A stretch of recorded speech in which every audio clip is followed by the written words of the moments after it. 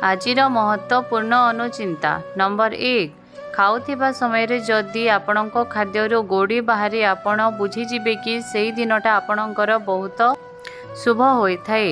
Number 2 खाऊथिबा समय आपणक उपरे जदि झिटिपिटी पड़ी जाए सेही दिन आपणक देह कौनसी जगारे क्षत हेबार संभावना नथाए।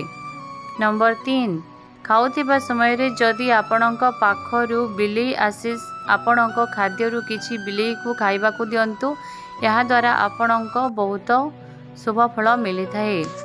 नंबर 4 खाऊथिबा समय मोबाइल किंबा टीवी देखंतु नाही यहा द्वारा आपणक मस्तिष्क उपरे खराब प्रभाव पकाई थाए।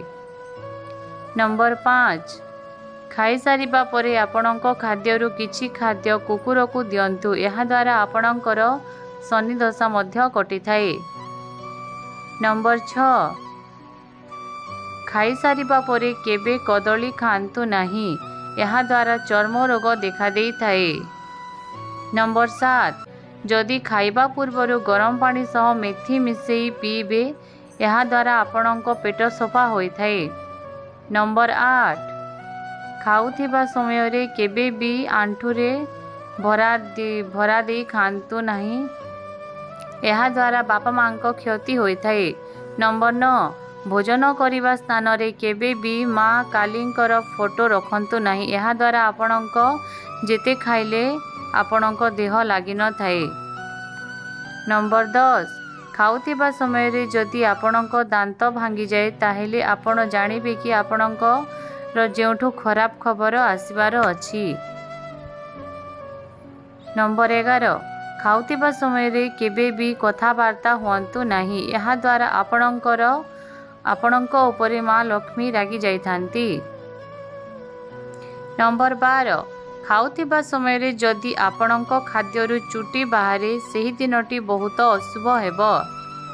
नंबर 13 केबे हेले अंधार जागारे भोजन करंतु नाही यहा द्वारा आपणक पाखरे मृत लोकंकर आत्मा बसी थाए। नंबर 14 कंटा जातीय गछ तले बसी केबे भी भोजन करंतु नाही यहा द्वारा भोजन को अपमान होई थाए। नंबर 15 भोजन करुथिबा समय रे केबे भी छोट पिलांकु पाठ पढ़ांतु नाही यहा द्वारा पिलांकर ज्ञान कमी जाई थाए। नंबर 16 केबे अधा भोजन करी उठंतु नाही यहा द्वारा जेते धन कमेइले अंटी न थाए। नंबर 17 भोजन करिबा जगारे केबे भी पनिकी बा छुरी रखंतु नाही यहा द्वारा घरे कली लागी रही थाए। नंबर 18 केबे भी निजर ऐठा खाइबा खाद्य को गाय को दियंतु नाही यहा द्वारा गोमाता प्रति अपमान होई थाए। नंबर 19 भोजन करिबा परे संगे संगे पुणी भोजन कले माँ लक्ष्मींकर कोप दृष्टि पड़ी थाए। नंबर 20 भोजन करिबा परे संगे संगे निशा द्रव्य खांतु नाही किछि समय परे खांतु। नंबर 21 भोजन करिबा बेले केबे भी चपल पिंधि भोजन करंतु नाही यहा द्वारा माँ लक्ष्मींकर अपमान होई थाए एवं धन हानि मध्य होई थाए। नंबर 22 जदि आपणक गुरुवार दिन माँ लक्ष्मी पाखरे मानसिक करी सकालु 6 जन ब्राह्मण को भोजन दान करती तेबे आपणक जहाँ मानसिक करिथिबे ताहा 1 मास भितर निश्चय पूरण हेबो। नंबर 30 भोजन करिबा बेले लुहा कंटा पाखरे रखंतु नाही यहा द्वारा आपणक उपरे खराब प्रभाव पड़ी थाए।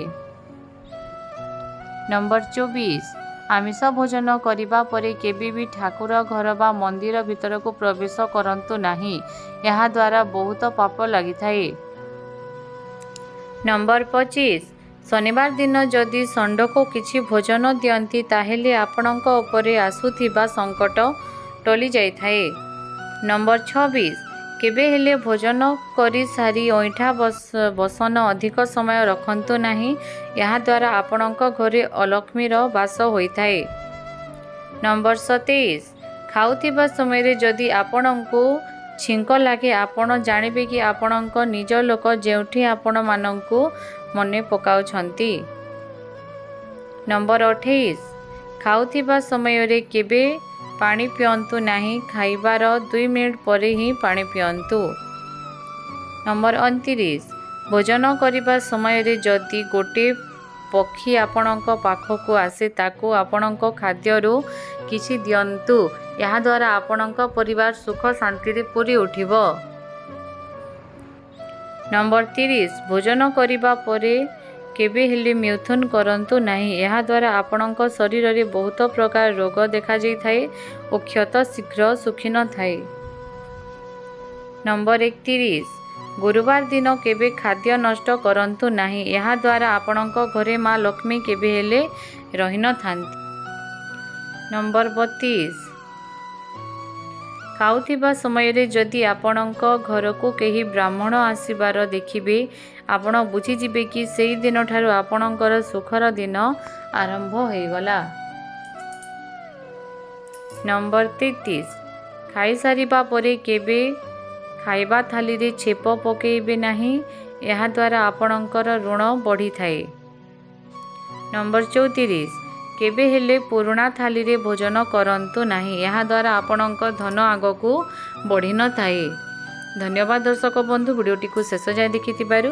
ଯଦି ଭିଡ଼ିଓଟି ଭଲ ଲାଗିଥାଏ ତାହେଲେ ଭିଡ଼ିଓକୁ ଲାଇକ୍ ଆଉ ମୋ ଚ୍ୟାନେଲକୁ ସବସ୍କ୍ରାଇବ୍ କରିଦିଅନ୍ତୁ। ଜୟ ଜଗନ୍ନାଥ।